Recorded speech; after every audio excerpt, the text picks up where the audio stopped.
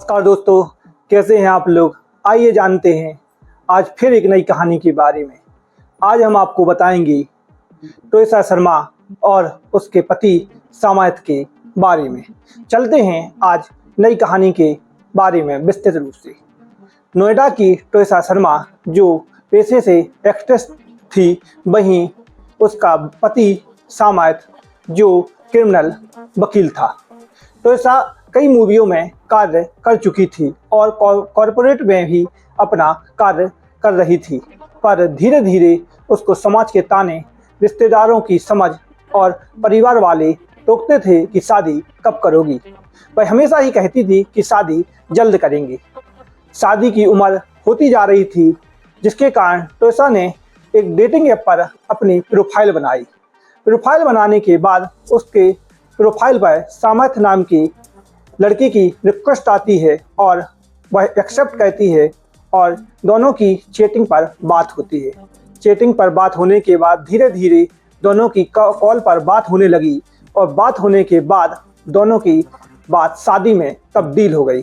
दोनों ने अपने परिवार को घर पर बताया कि हम दोनों एक दूसरे के साथ रहना चाहते हैं। दोनों के परिवार वाले मान गए और शादी के लिए तैयार हो गए।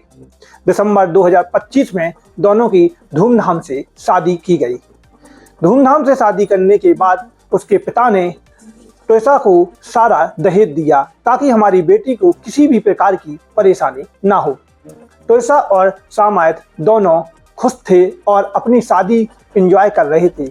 दोनों के बीच 1-2 माह तो शादी अच्छी चली और धीरे धीरे दोनों के बीच आपसी समझ कम होती गई। दोनों में संबंध ठीक नहीं चल रहे थे।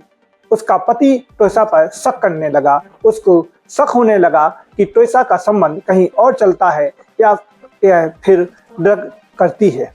टोयोसा और पति के बीच रिश्ते ठीक न चलने के कारण टोयोसा अपने मायके में यह बात बताती है।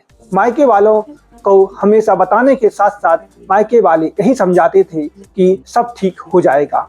टोयोसा अपने भाई से भी यह बात शेयर करती थी और पिता से भी। पिता और भाई भी यही समझाते थे कि धीरे धीरे सब कुछ ठीक हो जाएगा, पर टोयोसा मन ही मन में घुटन महसूस करने लगी।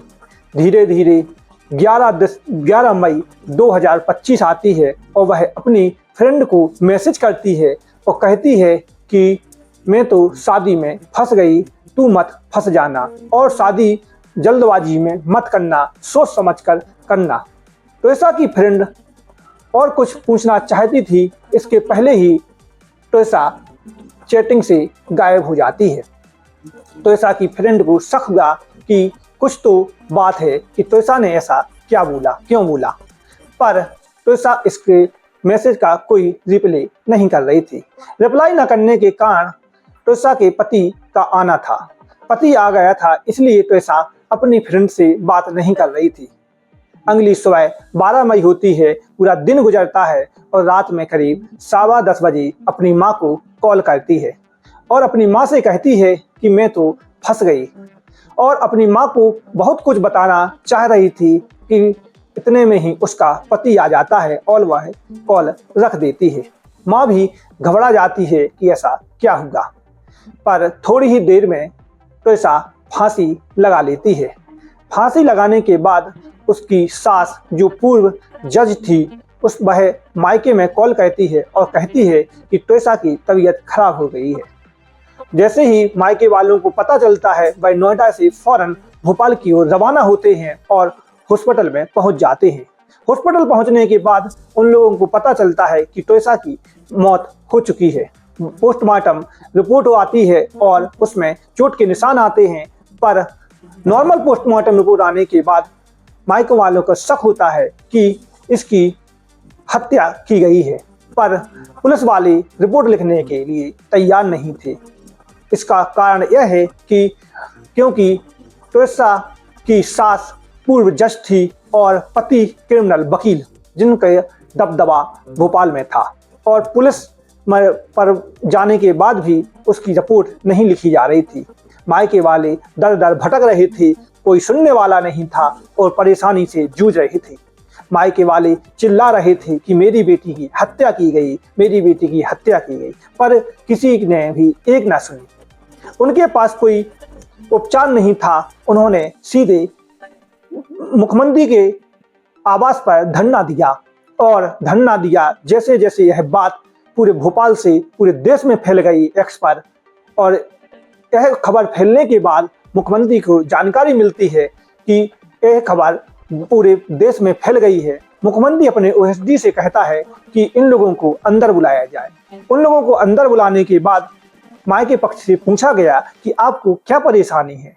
वह बताते हैं कि इसके पोस्टमार्टम रिपोर्ट दिल्ली में किया जाए और जांच यहाँ के पुलिस को ना देके अन्य पुलिस को दी जाए, और अन्य राज्य को देने के बाद ही हमारी बेटी को न्याय मिलेगा, क्योंकि यहाँ इनका न्याय नहीं मिल सकता है। इसका कारण यह है क्योंकि पूर्व जज होने के बाद वह उसका वहाँ पर दबदबा है। पर उसकी सास कहती है कि ट्रेसा ड्रग्स लेती है और वह आदी थी। उसको यह न मिलने के कारण उसका चिड़चिड़ा स्वभाव हो गया था। वह हमेशा परेशान रहती थी और ड्रग्स की मांग करती थी, जिसको नहीं मिलने के कारण वह हमेशा ही परेशान रहती थी। पर सच्चाई क्या है यह पुलिस जांच के बाद ही पता चलेगा।